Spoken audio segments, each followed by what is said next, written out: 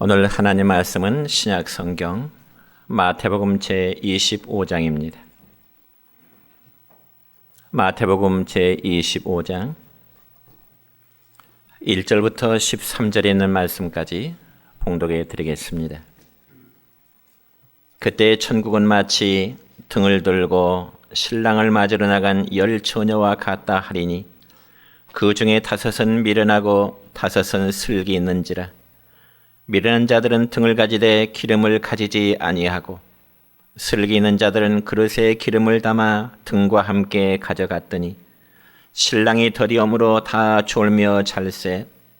밤중에 소리가 나되 보라 신랑이로다 맞으러 나오라 하매 이에 그 처녀들이 다 일어나 등을 준비할세. 미련한 자들이 슬기 있는 자들에게 이르되 우리 등불이 꺼져가니 너희 기름을 좀 나눠달라 하거늘 슬기 있는 자들이 대답하여 이르되 우리와 너희가 쓰기에 다 부족할까 하노니 차라리 파는 자들에게 가서 너희 쓸 것을 사라 하니 그들이 사러 간 사이에 신랑이 오므로 준비하였던 자들은 함께 혼인잔치에 들어가고 문은 닫힌지라. 그 후에 남은 처녀들이 와서 이르되 주여 주여 우리에게 열어주소서. 대답하여 이르되 진실로 너희에게 이르노니 내가 너희를 알지 못하노라 하였느니라. 그런즉 깨어있으라. 너희는 그날과 그때를 알지 못하느니라. 아멘. 네, 사랑과 축복합니다. 오늘은 신약 성경 마태복음 25장 1절부터 13절에 있는 말씀을 중심해서 깨어있는 신앙이라는 제목으로 말씀을 선포하고자 합니다. 여러분, 정상적인 사고를 가진 사람이라면 어느 누구나 자신의 미래를 위한 그런 준비를 하면서 살아가게 될 것입니다. 그래서 젊었을 때 열심히 일하여 경제적으로 노년을 준비한다든지 혹은 건강 관리를 잘하면서 미래를 준비하기도 합니다. 그렇다면 우리 신앙인들이 주님 앞에 서야 하는 그 때를 위해서는 우리가 얼마나 많은 삶의 준비를 하고 있는가? 아마 한 번쯤은 깊이 생각해 볼 문제라 그렇게 생각되어집니다. 여러분, 이런 이야기가 있습니다. 옛날 어느 마을에 한 머슴이 있었습니다. 근데 그 머슴은 아주 미련한 사람이었습니다. 그래서 주인은 그가 하는 모든 일이 너무나 답답해서 견딜 수가 없는 것이지요. 그래서 주인은 하루는 이제 머슴을 불러서 이런 말을 합니다. 여보게, 자네는 무슨 일을 하든지 좀 생각을 하면서 일을 해야지. 그렇게 미련스럽게 일을 해야 되나? 그러면서 주인은 머슴에게 지팡이 하나를 건네주면서 이런 말을 하게 됩니다.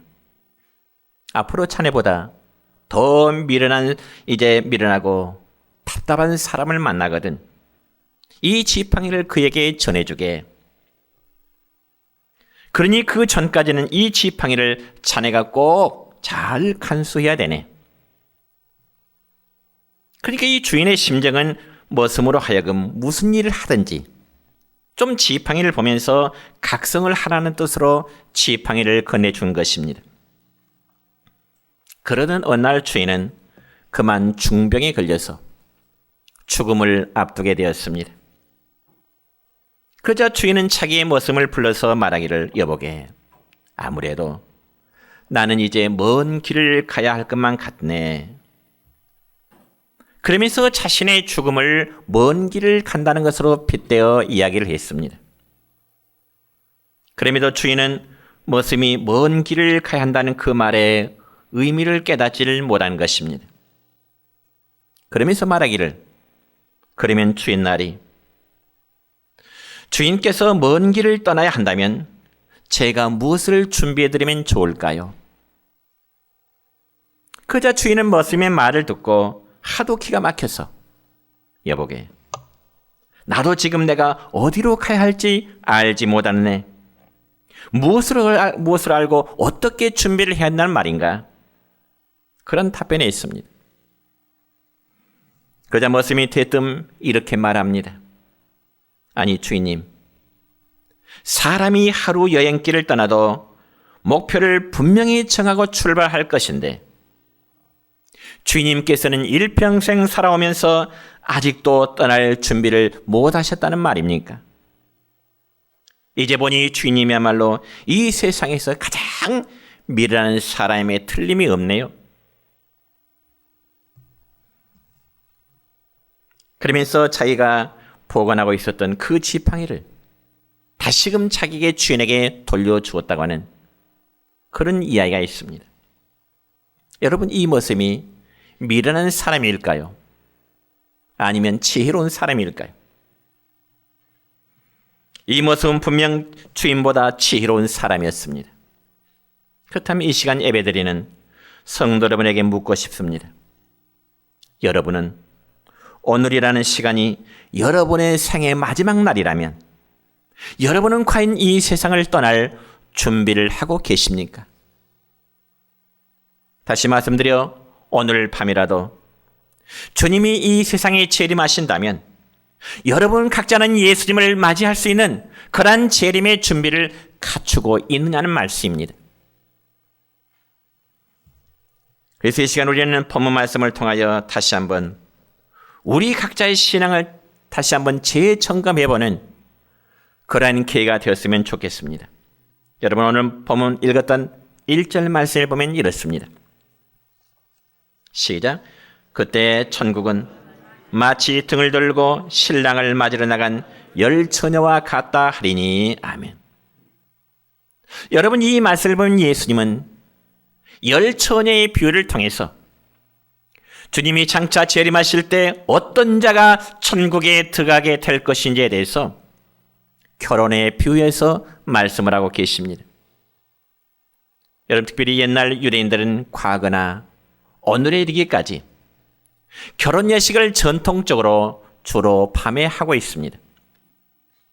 그러니까 방금 전에 읽었던 1절의 말씀을 다시 보면 천국은 마치 등을 들고 신랑을 맞으러 나간 열 처녀와 같다 하리니. 그럼 여기 열 처녀의 역할인 무엇일까요? 이들은 바로 일종의 들러리 역할을 하는 사람입니다.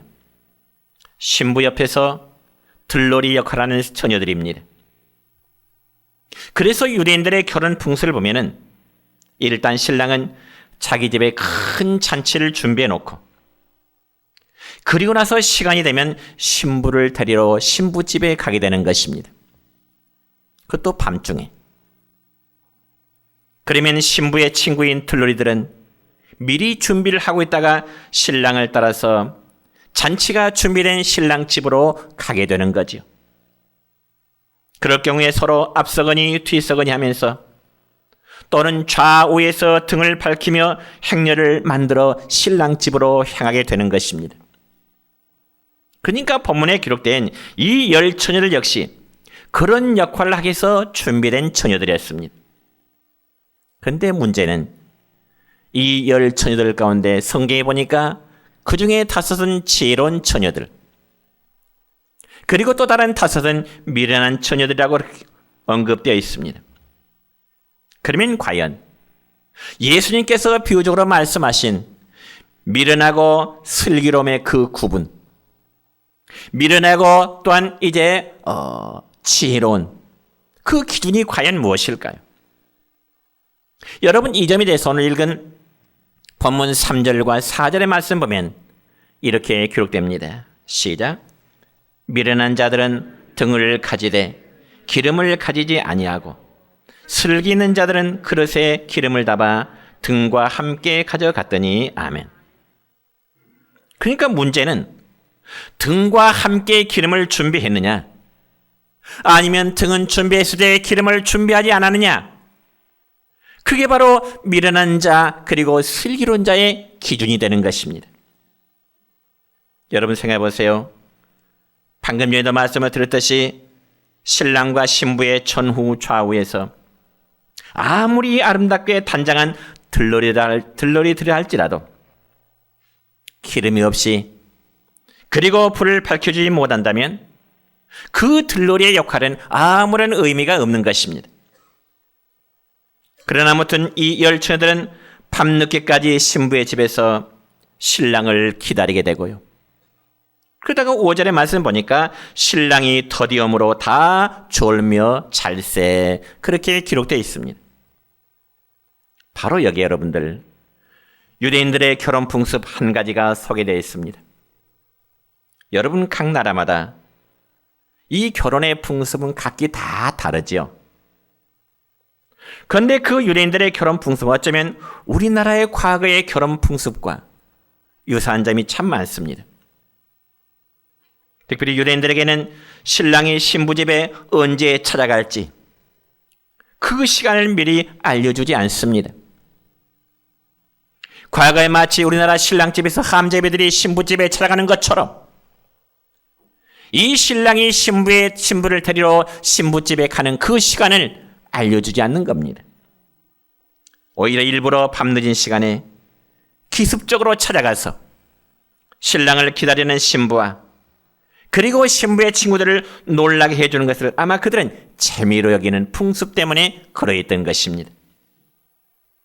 그러므로 신랑을 기다리는 신부나 친구들은 신랑이 늦게 올 경우에 꾸벅꾸벅 졸다가 결국은 깊은 잠에 빠져버리는 그러한 경우들이 많을 수밖에 없습니다. 그런데 그때 마침 오늘 읽었던 본문 6절의 말씀을 보면 밖에서 들리는 소리가 있습니다. 그 소리가 무슨 소리일까요? 여러분, 6절의 말씀입니다. 시작. 밤중에 소리가 나되 보라 신랑이로다 맞으러 나오라 하매, 그랬습니다. 열 처녀가 함께 신랑을 기다리다가 너무나도 늦은 시간에 그들이 다 함께 졸게 되었습니다. 밖에서 들리는 소리는 보라 신랑이 왔노라 우리를 맞이하라, 그 소리가 들리는 겁니다. 물론 이 말은 신랑의 친구들이 외치는 소리들이죠. 여러분, 그렇지만 이 소리는 장차 주님께서 밤중에 토덕같이 임하시는 광경을 나타내는 영적 의미가 있는 것입니다. 여러분, 신랑이 신부를 맞이하러 온다는 사실은 분명하지만은 어느 시간에 올 줄 모르는 것처럼 우리 주님께서 이 땅에 다시금 재림하신다는 사실은 분명하지만은 그러나 그 때가 어느 때인 줄은 알 수가 없는 것입니다. 그래서 신약성경 요한계시록 16장 15절의 말씀 보면은 주님은 자신의 재림 사건에 대해서 이렇게 말씀하십니다. 어떻게요? 시작. 보라, 내가 도둑같이 오리니. 여러분, 독질한 사람이 내가 당신의 집에 물건을 훔치러 갑니다 예고하지 않습니다. 갑자기 들이닥칩니다. 주인이 잠들었을 때 조용한 시간에 도둑은 들이닥치는 것처럼 주님이 친히 말씀하시기를 이 세상 정말 마지막 때 재림하시는 그 순간은 내가 도둑처럼 갑자기 재림하실 것이다, 그렇게 주님은 우리에게 말씀하십니다. 그럼 우리는 이렇게 찬송하지요.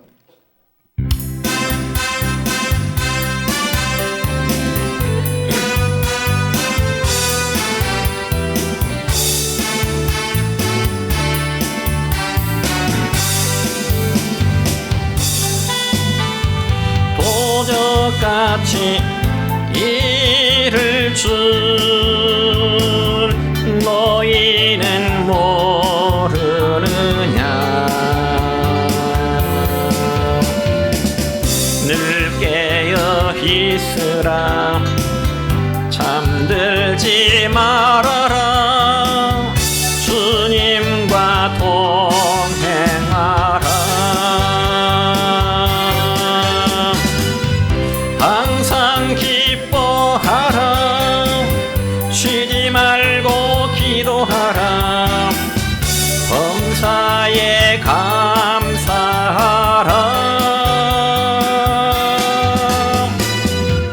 이는 예수 안에서 너희에게 향하신 하나님 뜻이니라.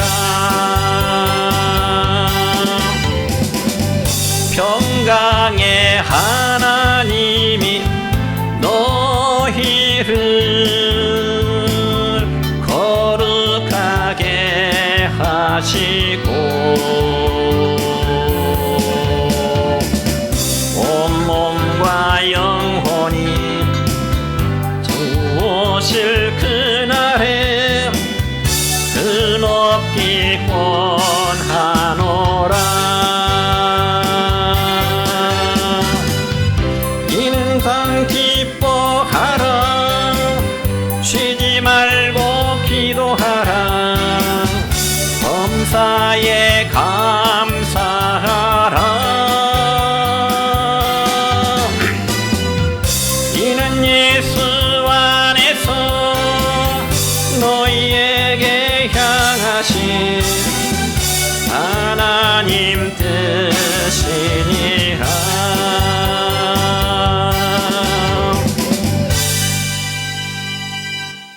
사랑하는 성도 여러분이요, 신랑을 기다리다 지쳐서 자고 있던 열 처녀들은 신랑이 왔다는 밖의 소리를 듣게 되자 그들은 동시에 일어나서 자기들이 준비하고 있던 다 등을 들었습니다. 여기까지는 별 무리가 없습니다. 그렇지만 8절의 말씀을 보시면 이렇게 기록되네요. 시작. 미련한 자들이 슬기는 자들에게 이르되 우리 등불이 꺼져가니 너희 기름을 좀 나눠달라 하거늘. 여러분, 여기 미련한 5 처녀들은 처음에 자기들의 등에 기름을 준비하지 못했다는 사실에 있어 별로 심각하게 생각을 하지를 않는 것 같습니다. 그리고 자기들이 원하기만 하면 언제라도 기름을 구입할 수 있을 것이라고 하는 그런 생각을 하게 된 것입니다. 아니면 옆 친구한테 빌릴 수도 있을 것이라 아마 그렇게 생각한 것 같습니다. 그렇지만 본문에 기록된 이 미련한 5 처녀들은 신랑이 왔다는 소리를 듣고서야 친구들에게 기름을 좀 나눠달라. 여러분, 그 일이 가능한 일일까요? 여러분, 9절의 말씀을 함께 읽습니다. 시작. 슬기는 자들이 대답하여 이르되 우리와 너희가 쓰기에 다 부족할까 하노니 차라리 파는 자들에 가서 너희 쓸 것을 사라 하니. 아멘. 여러분, 어떻게 보면 이 말이 너무 냉정한 것 같습니다. 그리고 슬기 있는 5 처녀들이 매우 이기적으로 또한 대하는 것 같기도 합니다. 그러나 여러분, 이것은 윤리적인 차원의 문제가 아니고 존재론적인 차원의 문제가 되는 것입니다. 무슨 말이냐면 기름을 나눌 수 없다는 말입니다. 여러분, 우리의 목숨을 다른 사람과 나눌 수 있을까요? 그럴 수 없습니다. 사랑하는 부모, 형제, 그리고 배우자, 자녀들의 죽음일지라도 절대로 죽음은 대신할 수 없는 것이 각자의 죽음인 것입니다. 그러므로 사랑하는 사람이 병들어 죽어간다 할지라도 안타까운 심정으로 바라볼 뿐 그와 목숨을 바꿔갈 수는 없는 것입니다. 그와 마찬가지로 여러분, 우리 각자의 영적인 생명도 하나님께서 각 사람에게 주신 하나님의 선물인 것입니다.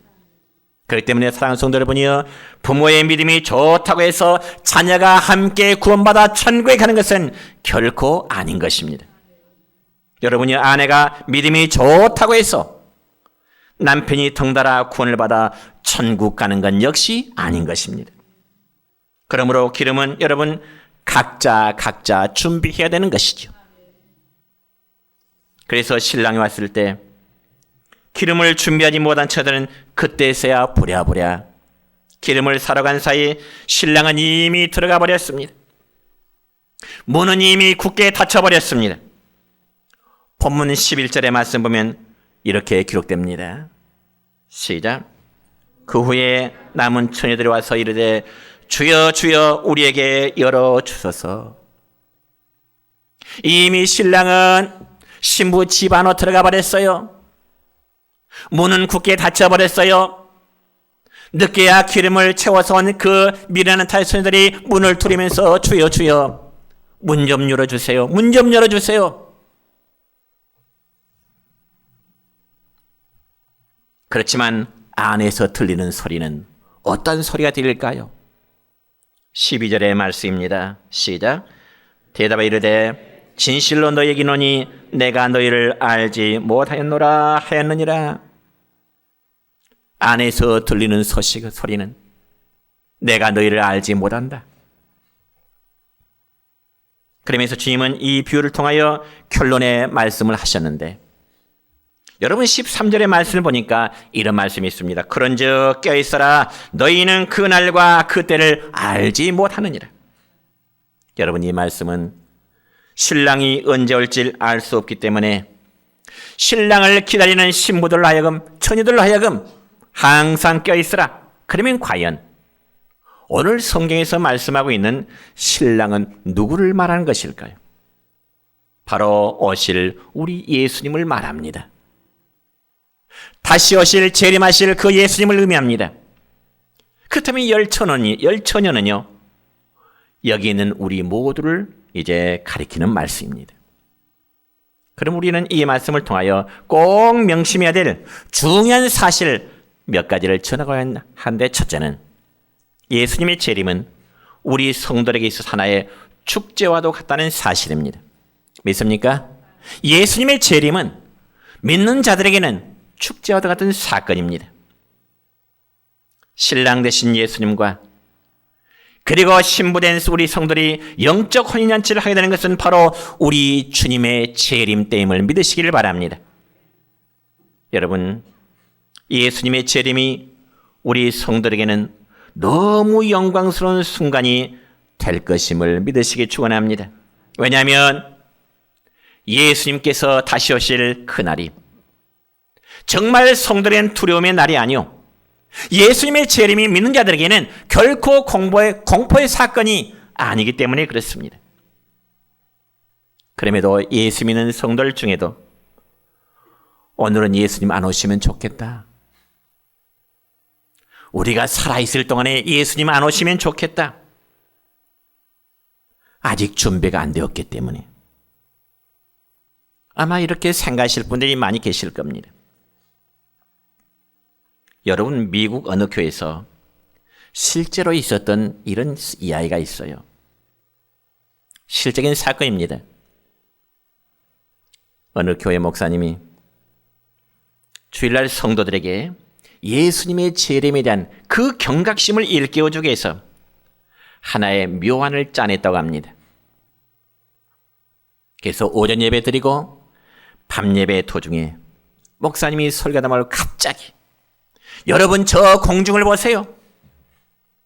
지금 예수님이 구름 타고 천사장의 나팔 소리와 함께 주님이 재림하고 계십니다.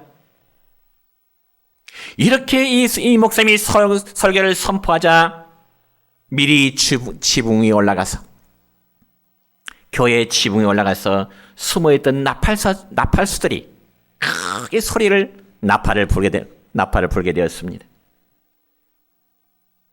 그자 교회 안에서는 난리가 났습니다. 교회당 안에 불이라도 난 줄 알고 출입구 쪽으로 뛰어서 도망쳐 나가는 사람이 있는가 하면, 어떤 사람은 안절부절하지 못하고 그저 의자에서 일어났다 앉았다 반복하는 사람이 있고요.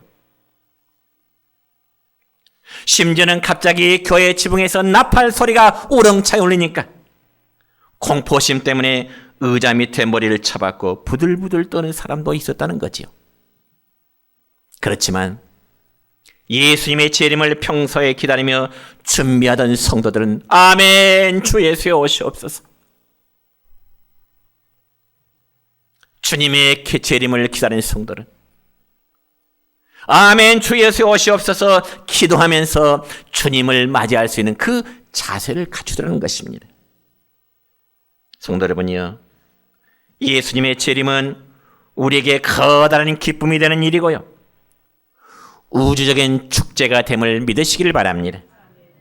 그래서 여러분, 초대교회 성도들은 이러한 사실을 잘 알았기 때문에 주님을 위한 믿음을 지키기 위해서 사자밥이 되는가 하면 때로는 기꺼이 목배임을 당하여 순교의 길을 가는 일에 주저하지 않았다는 것입니다. 그리고 핍박을 피하여 때로는 초대교회 성도들이 깊은 땅굴, 즉 카타콤베라는 곳에 숨어 살면서, 지하 땅굴 카타콤에서 그들은 숨어 살면서 서로 만날 때마다 마라나타, 마라나타, 이런 인사를 했습니다. 한번 다시 해볼까요? 마라나타, 마라나타. 여러분, 여기 마라나타는 말은 우리 주님이 곧 오십니다. 우리 예수님이 곧 오십니다. 그런 뜻이에요. 그러니까 주님 따르는 신앙의 길이 힘들고 어려워도 조금만 더 인내하고 조금 더 견디면서 신앙에 승리한 사람이 됩시다. 초대교회 성도는 핍박 속에 서로를 위로하고 격려하는 그런 자세를 가졌던 것입니다. 사랑하는 성도 여러분이요, 예수님 우리에게 약속하신 바대로 우리를 영접하시기 위해서 다시금 영광 중에 구름을 타시고 오실 것을 믿으시길 바랍니다. 두 번째로 열처녀의 비유를 통하여 우리에게 교훈한 바는 예수님의 재림을 위하여 기름을 준비하라는 것입니다. 뭘 준비해요? 뭘 준비해요? 기름. 여러분 열처녀 가운데 슬기로운 5처녀만, 지혜로운 5처녀만 혼인잔치에 참여하게 되었습니다. 그런 반면에 미련한 5처녀들은 혼인잔치의 즐거움에 참여하지를 못했습니다. 그러면 그 이유가 무엇일까요? 왜 5처녀들만 예수님의 혼인잔치에 참여하고 미련한 5처녀들은 참여하지 못했을까요? 대부분 사람들이 신랑이 오는 시간에 잠들었기 때문입니다. 그렇게 이야기하대요. 그럴까요? 그게 아니에요. 신랑이 늦게 올 때 미련한 5처녀들만 잠들었나요? 아니에요. 슬기로운 5처녀들도 함께 잠을 자게 되죠. 다시금 5절에 보면 신랑이 더디움으로 다 졸며 잤다, 그렇게 기록되어 있어요. 그럼에도 불구하고 여러분, 미련한 5처녀들만 혼인잔치에 참여하지 못하게 된 그 이유가 무엇일까요? 그렇습니다. 그들은 등은 준비되었지만 기름을 준비하지 못했기 때문에 그렇습니다. 그러나 우리는 이렇게 반문할 수 있겠죠. 아니, 그까짓 것 기름 좀 준비하지 못했다고 밤새도록 기다리다 지친 처녀들에게 혼인잔치의 즐거움에 참여하지 못하도록 한 것이 너무한 것 아닙니까? 아마 이렇게 반문할 수 있을 것입니다. 그렇다면 여러분, 이런 경우를 가정에서 한번 생각해 볼까요? 가정에서 만약에 우리나라 비행기 한 대가 미국으로 가기 위해서 수백 명의 승객을 태우고 인천공항을 이루게 했습니다. 비행기가. 그런데 그 비행기가 태평양 한가운데쯤 지날 무렵에 갑자기 비행기 기체가 흔들리기 시작한 거죠. 그리고 엔진 소리도 이상하게 납니다. 그리고 잠시 후에 비행 계기판에는 기름이 떨어졌다는 빨간 표시등이 들어오게 되었습니다. 왜 그랬을까요? 그 비행기는 인천공항에서 이륙하기 전에 아마 기름 넣는 것을 깜박 잊어버리고 출발했기 때문에 그렇습니다. 그러면 그 상황에서 비행기는 어떻게 될까요? 저 태평양 한가운데에서 그 비행기는 어떻게 될까요? 더 이상 앞으로 갈 수도 없습니다. 그렇다고 행할 수도 없습니다. 다른 방법이 없습니다. 결론은 그 비행기에 타고 있는 전 승객이 추락하게 될 것이고 죽는다는 것은 너무나 명백합니다. 왜요? 기름이 없기 때문에. 여러분, 다른 것이 다 준비되어 있어도 정작 있어야 될 기름이 없으면 심각한 문제를 이룰 수밖에 없는 거죠. 그러면 과연 성경에서 이 기름을 준비하라는 의미가 무엇일까요? 예수님이 기름을 준비하는 그 의미가 과연 무엇일까? 물론 성경 해석에 따라서 여러 가지 관점으로 해석할 수 있겠지만은 대부분 성령을 받아야 한다든지 혹은 믿음이 있어야 한다든지 아니면 하나님을 사랑하는 마음이 있어야 된다, 여러 가지로 해석을 합니다. 물론 다 해석 가능한 이제 논리입니다. 그러나 중요한 것은 내실이 없는 형식은 아무런 소용이 없다는 것입니다. 다시 말씀드려서 경건의 모양만 있고 능력이 없다면 아무 필요가 없다는 거죠. 여러분 영어에 이런 말이 있습니다. 벤치 워머 크리스찬 이런 말이 있습니다. 벤치 워머 크리스찬의 말은 주일날 하나님께 예배 들어와서 엉덩이로 의자만 따뜻하게 태워놓고 돌아가는 사람. 쉽게 말해서 주일날 엉덩이로 의자를 따뜻하게 태워놓고 돌아가는 사람. 이게 바로 벤치 워머 크리스찬이라고 그렇게 말합니다. 그러니까 예배를 들어왔지만은 마음에 감동도 없고 그저 빈마음으로 앉았다가 돌아가는 성도들. 그런 성도의 마음은 빨리 예배 시간이 끝나야 여기도 가고 저기도 가고 이 사람도 만나고 저 사람도 만날 텐데 그런 신앙의 자세들이에요. 그런 마음으로 하나님 앞에 신령한 예배가 드려질 수 있을까요? 사랑하는 성도 여러분이요, 정말 믿음 있는 성도는 묵상과 기도로 예배의 시작을 기다리는 성도이지, 시간을 보면서 예배가 끝나기를 몸부림치는 성도가 아닌 겁니다. 성도 여러분, 다시 한번 고면합니다. 기름 준비 잘 하시기 바랍니다. 이 기름은 성령 안에서 사는 사람이기도 하고 하나님을 사랑하는 믿음이 되기도 합니다. 그리고는 항상 껴있는 믿음이 되어야 됩니다.